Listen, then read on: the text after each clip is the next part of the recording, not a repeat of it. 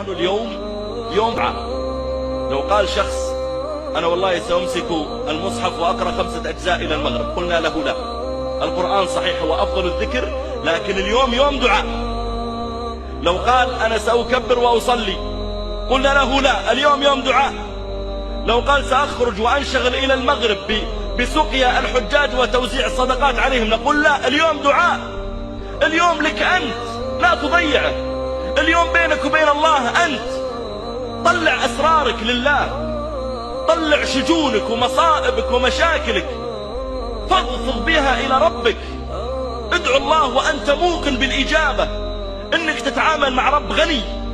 إذا أمر لك بالعطاء فلا أحد يملك أن يقول لا. إذا أمر لك بالمغفرة ما أحد يستطيع أن يرد مغفرته. إذا أمر لك بالإحسان إليك والشفاء والرحمة فوالله لا قابض لما أعطى ولا معطي لما منع.